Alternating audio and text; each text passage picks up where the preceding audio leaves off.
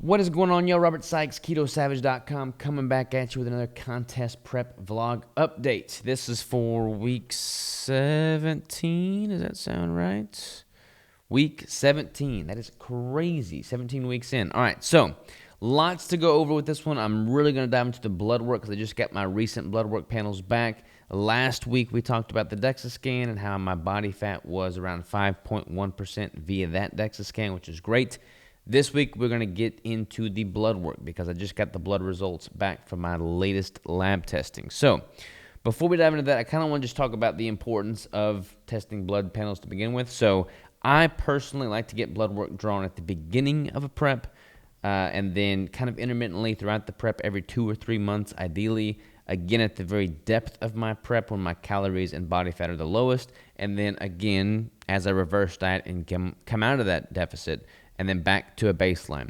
That's a lot of blood work, and I don't expect everybody to do that. However, if you're able to do that, it's great information because you can kind of quantify how much of an impact the drop in calories makes on your hormone results, your triglycerides, your lipid panels, how much the decreasing body fat impacts things. These are all metrics that are very important to have, and it really just drives home the impact that going through a prep can have on your blood work. Especially from a hormonal standpoint, thyroid hormone, testosterone hormone, women oftentimes lose their cycle during a prep. Being able to quantify all of these things and be able to tangibly see what it's doing to your blood markers is very, very important. So, a little caveat and preface that. Before we dive into the blood work, though, let's talk a little bit about some of the nutritional changes, and we'll cover that real quick first. So, here we are at the spreadsheet. Again, we are scrolling down here. Actually, before I scroll down, take a look at this trend line here. So you can see everything is moving according to plan via the trend line. And then the macros are steadily dropping.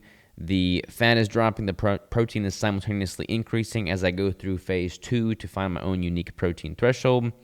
Week 17, I had a conference these past few days, so I did not weigh in there, but I did weigh in when I got back, and I was 159.6. So again, ahead of schedule from a weight standpoint as it pertains to the quote-unquote goal weight. I did 2 20-minute sessions at level 15 on the Stairmaster this past week.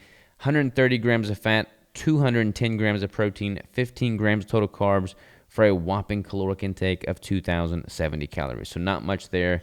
That puts my fat ratio at 56.5% of my total calories coming from dietary fat. I've kind of mapped out what I want to do with this going forward, and I don't think I'm going to dip below about 55% of my total calories coming from dietary fat. In working with clients over the years, there's not really much benefit for most going below that. I've got like a handful of guys that have benefited from going below that, but most of it is above that. From a fat metabolism, optimizing fat metabolism standpoint, once you're consuming an obsessive amount of protein relative to fat, your energy is going to start being hindered. Your mental clarity and whatnot is going to start taking a hit. I don't really want that to happen, so I'm going to be proactive and probably not drop below that 55% of my total calories coming from fat mark. However, I'm feeling great thus far. So with my macros as such, the 130 grams of fat, 210 grams of protein, my meals are broken down accordingly. I've got my AM drink, which is 3 tablespoons of a nut pod creamer with 1 serving of a collagen coffee creamer. And then my first and only meal, doing the OMAD still, is a full keto brick with 2 whole eggs, 4 ounces of wild-caught salmon, 15 ounces of venison, and 270 grams of egg whites. It's been a long time since I've had egg whites, so it's kind of funny throwing that into the mix because, again, that is much more lean than I typically gravitate to in my food choices, but it worked out really well from a macro standpoint here. That put me at a total caloric intake of 2,063, 129.67 out of a goal of 130 fat, 14 out of 15 on the carbs, 210 out of 210 on the protein. So nailing the macros on the money, which is exactly what I want and what it's all about. So feel really good about that.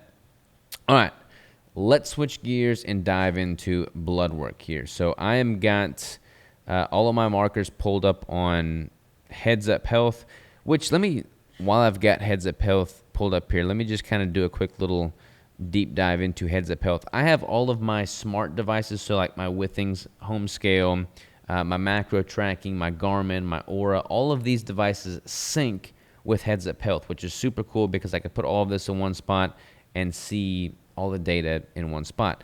Some of this I have not updated, like this is not up to date, and I'm again filming this video a week after it happened, so some of this stuff is going to be a little off from what you're hearing in this video, but I like that it's got all of these tiles, and you can see at a glance what your different markers are. You can go in here to reports, and this is something super cool. So let me show you. We'll look at the last month, for instance, and we will look at calories consumed, my macros plus, and we'll look at body fat via the Withings, and you can just kind of see how certain markers are correlated. Let me do a little bit longer time frame, so this is going to be a little bit more relevant for us. So we started the prep on April 3rd, so we'll see if we can get that dialed in here. Actually, let's just do a custom view. April 3rd, and we'll make it go into July 31st. Hit OK. And you can kind of see at a glance, this was entered incorrectly, so my apologies there, but you can see as my calories in blue have kind of stair-stepped down, my body fat via the Withings has stair-stepped down as well. So I like that Heads Up Health allows me to kind of aggregate all of this data, put it in one spot, and then track metrics against one another that aren't natively synced up and tracking against one another. So that is super cool. I can put my sleep data in here. I can see how all these things are correlated, see what is causal versus just happenstance correlation, but really like that. From a blood work standpoint, it's super cool because I can get all my blood panels drawn and then sync all of that data in here as well. And there's two different ways to view it. You can do a trend line here, which may be more appealing to some, but I honestly kind of like looking at it from a table standpoint. So I've got all of my blood work here, and I started using this back in 2017, it looks like. So I've got quite a few blood panels over the years. But we started this prep on April 3rd of this year. So I'm pretty much going to be looking at these two columns here so you can see changes in those metrics. So I'll just go through and look at some of the relevant ones. My white blood cell count has dropped a bit. Let's see here. I'm just trying to point out the ones that seem particularly relevant. You can kind of see these, and if you have any questions on any of these specifically, feel free to let me know. So the glucose, a little bit higher here at 96. Again, I am increasing my protein right now, so my baseline blood glucose is a little bit higher than it was when my fat ratio was higher. I did put a CGM in last week, and I've been kind of testing that alongside my glucometer.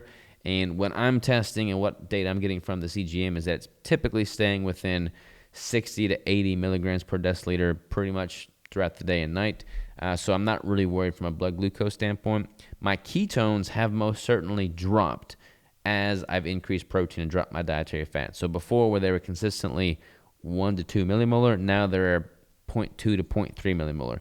Again, not advocating people chase ketones or anything like that, but as you get nearer to your protein threshold, you will typically see an elevated blood glucose, a dip in blood ketones, a little bit more brain fog, a little bit more joint pain and inflammation, a little bit more GI distress, and things of that nature. So I feel great mentally. Haven't noticed that one. My joints have not felt bad, so I haven't noticed that one. My GI is not bad, but I have noticed that I've got a little bit more watery stool as my protein is significantly exceeding my fat. So no pain or discomfort or bloat necessarily, but not necessarily the best from an absorption standpoint there. That could also be because I've also increased my creatine dosage a little bit, so I've got a confounding variable in that regard, but I do think the higher protein is having an impact there. But yeah, and as far as the blood glucose and ketones go, that's just some information I've found with regards to the CGM data and the glucometer data. But back to the blood work here, you can kind of see everything's looking pretty good from a electrolyte standpoint, yada, yada, yada. Okay, so we got the lipid panel here, advanced lipid panel NMR. I kind of want to dive into this. Thought it was interesting that my LDL particle number has increased quite a bit since being in the prep. HDL particle number has stayed about the same. And then my HDL cholesterol has gone up quite a bit. So I was talking to Dave Feldman about this. This, again, fits his whole lean mass hyperresponder model to the T. But I thought it was pretty interesting that in the context of this deficit for this prep, my LDL cholesterol has increased quite a bit.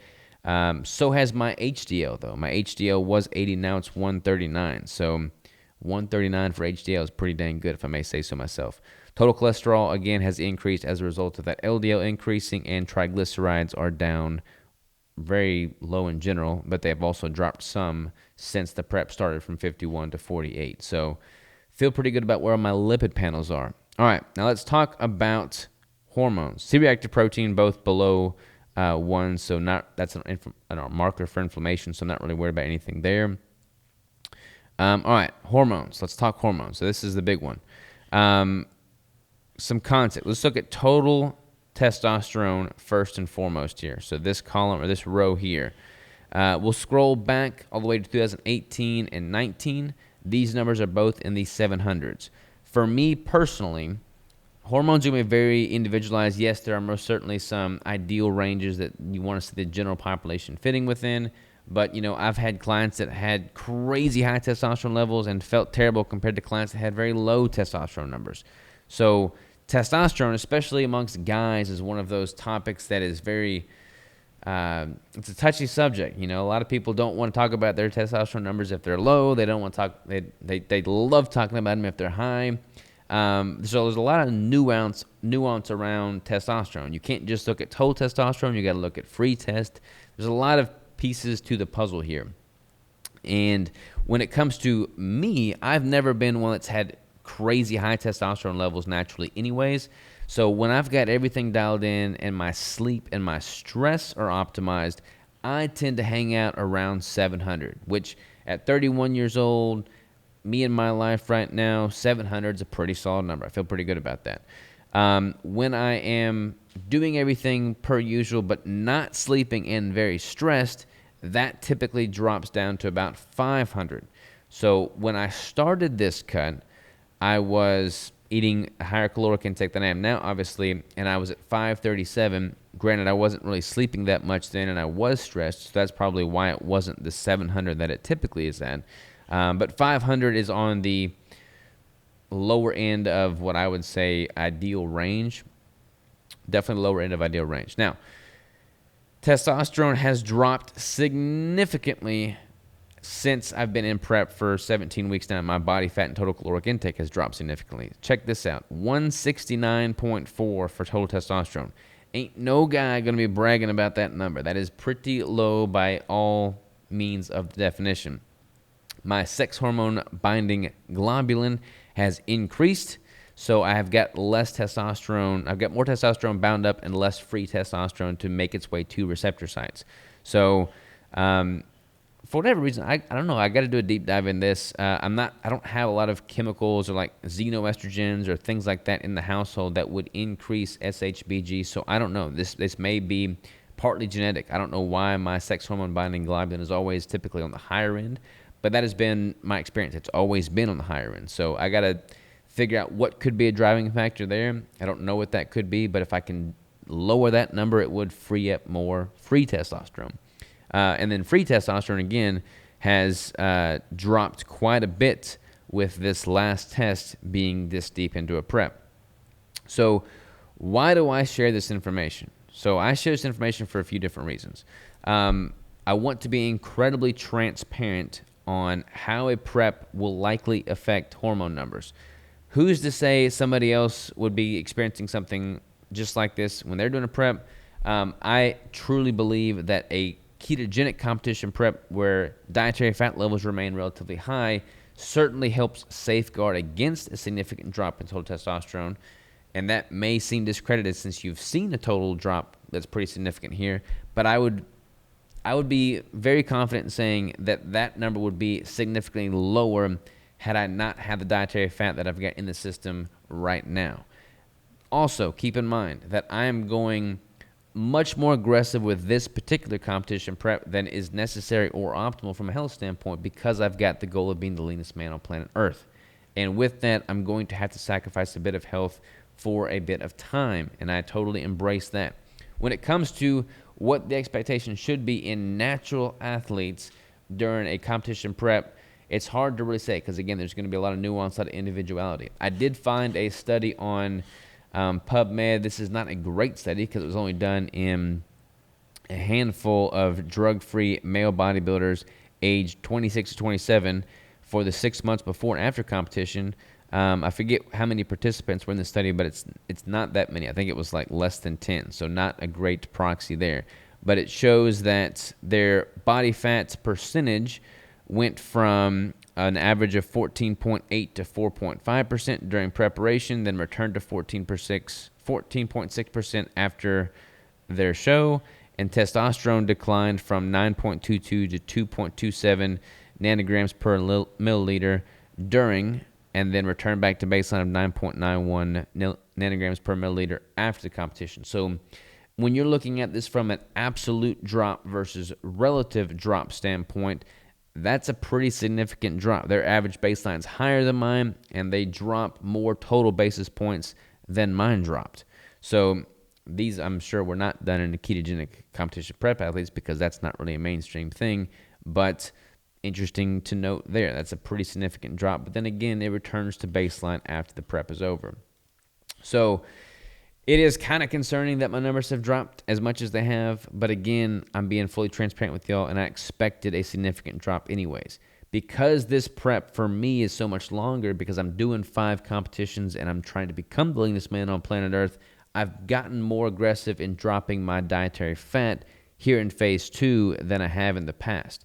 In the past, I wouldn't really go below 150 grams of fat, whereas right now I'm 130 grams of fat. And I'm going to drop that a little bit more. So that could be a factor to play it there. But again, I expect these numbers to all improve as I transition to a reverse diet, and I'm going to be very transparent and show you all that taking place as well. Now, it's easy to get fixated on the numbers here, but you have to honestly ask yourself, what are these numbers doing? Like, what are the implications of this drop in total testosterone? So when people think of total testosterone, free testosterone, they're thinking of that being what's driving their energy, that's driving their strength, their lifting recovery, their libido, things of that nature. And I will 1,000% assure you with complete transparency and honesty here that this is the easiest prep I've ever done, and I feel like $1,000,000. I've never had this much energy going through a prep. Like, I feel freaking fantastic. So I'm super excited about that. So I can't say that I've taken a hit from an energy standpoint. In preps prior, I would have so little energy that I would be talking slower. Wouldn't have mental acuity at all. I'd have pain. I'd just be walking around like a zombie. I'm doing my podcast still. I'm doing all my client work still. I'm just freaking humming along throughout the day. No drop of energy whatsoever. So I don't feel like the lower testosterone's hindered that at all.